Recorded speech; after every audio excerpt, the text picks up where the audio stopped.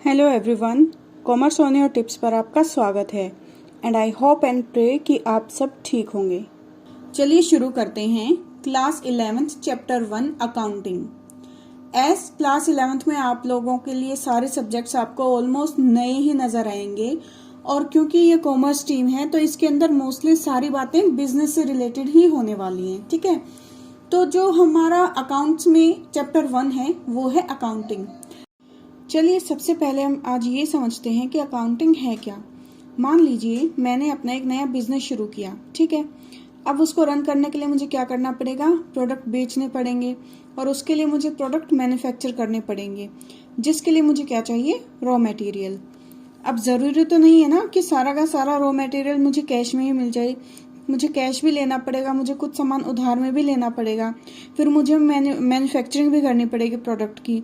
उसके बाद मुझे क्या देखना पड़ेगा कि मैं किस प्रॉफिट मार्जिन पर उससे बेचूं, मार्जिन क्या रखूं मैं प्रोडक्ट्स पे।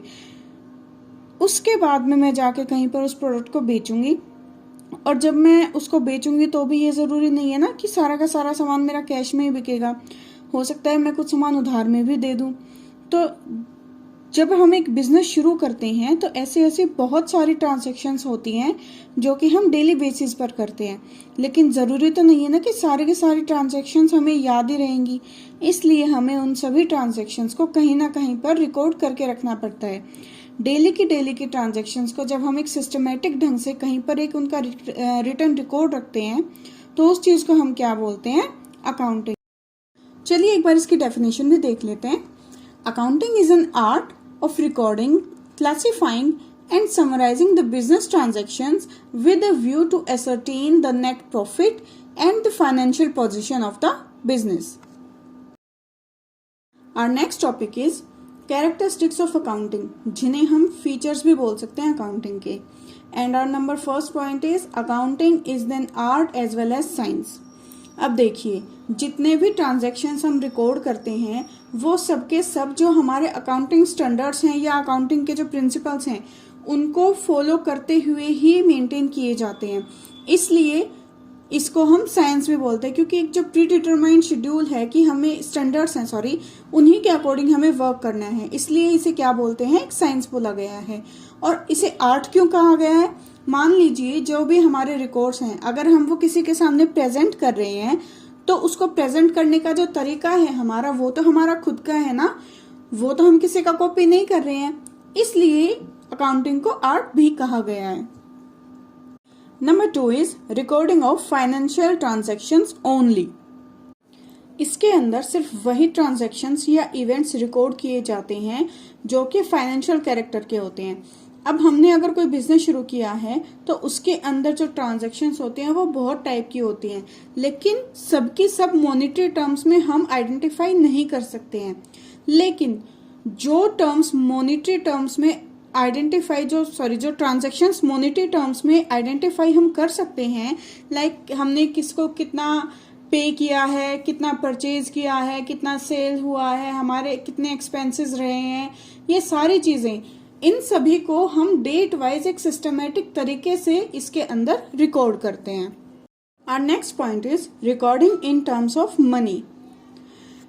Each transaction is recorded in the books in terms of money only. जितने भी ट्रांजेक्शन्स मनी से रिलेटेड होती हैं हम सिर्फ उन्हीं को अपने बुक्स में रिकॉर्ड कर सकते हैं।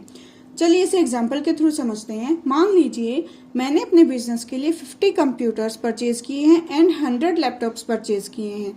अब इसका मैं टोटल अमाउंट तो निकाल सकती हूँ ना कि 50 कंप्यूटर्स का कॉस्ट ये पड़ा मुझे और 100 लैपटॉप्स का ये पड़ा, तो उस चीज को तो मैं अपनी बुक्स में मेंटेन कर सकती हूँ, ठीक है। लेकिन अगर मैं कहूँ कि मैंने 10 ton of raw material purchase किया है तो अब उसको मैं अपनी बुक्स में रिकॉर्ड नहीं कर सकती हूँ, क्योंकि ये क्या है, वेट है सिर्फ 10 टन। अब मुझे ये नहीं पता चलेगा ना कि 10 टन रॉ मटेरियल मेरा कितने रुपए का पड़ा। लेकिन अगर मुझे इसका कॉस्ट पता है कि 10 टन का जो मेरा रॉ मटेरियल है वो मुझे मान लीजिए 50 लाख रुपीज का पड़ा, तो उस चीज को मैं रिकॉर्ड कर सकती हूँ। लेकिन अगर मेजरमेंट है तो उसको रिकॉर्ड नहीं किया जा सकता हमारी बुक्स में। In a small business where the number of transactions are quite small, जिनके अंदर जो बिजनेस की ट्रांजैक्शंस हैं वो काफी कम होती हैं, उन ट्रांजैक्शंस को हम पहले किस में रिकॉर्ड करते हैं, जर्नल में, ठीक है। लेकिन अगर हमारा बिजनेस बड़ा है तो उसके अंदर क्या है, इसके भी सब पार्ट्स में इसको डिवाइड किया गया है, जिन्हें हम सब्सिडरी बुक्स कहते हैं। Like cash book for recording और कैश ट्रांजैक्शंस, परचेज बुक हो गई फॉर रिकॉर्डिंग और credit purchases of the goods, sales book हो गई जिसके अंदर हम अपने सेल्स के रिकॉर्ड्स को रखते हैं, परचेज रिटर्न बुक, मान लीजिए हमने कोई सामान खरीद लिया और उसे हमें वापस करना है किसी को, तो वो जो ट्रांजैक्शंस होंगी वो किस में होंगी, परचेज रिटर्न बुक में। ऐसे ही अगर हमने किसी को सामान बेचा है और उनसे हमें वो सामान वापस मिला है तो उसको हम कहाँ रिकॉर्ड करेंगे, सेल्स रिटर्न बुक्स के अंदर, ठीक है। एक होता है हमारा बिल्स रिसीवेबल बुक्स, एक होता है बिल्स पेएबल बुक, एक होता है जर्नल प्रॉपर, ठीक है। एक बिजनेस में कितनी सब्सिडरी बुक्स को मेंटेन किया जाता है वो डिपेंड करता है बिजनेस के साइज के ऊपर और क्या नेचर है उस बिजनेस का, किस टाइप का बिजनेस है, उस चीज के ऊपर डिपेंड करता है, ठीक है। And now next point is classifying. मान लीजिए हमने हमारे जितने भी ट्रांजैक्शंस थी उनको जर्नल में या सब्सिडरी बुक्स में रिकॉर्ड कर लिया। अब नेक्स्ट स्टेप हम क्या करेंगे, उसको हम फर्दर क्लासिफाई करते हैं। लाइक अगर मैंने एक पर्टिकुलर अमाउंट वेजेस के लिए दिया है तो मैं उसको वेजेस अकाउंट में डाल दूंगी। अगर मैंने एक पर्टिकुलर अमाउंट की सैलरी पे की है हमारे एम्प्लॉयज को तो उसको सैलरी अकाउंट में डाल दिया जाएगा।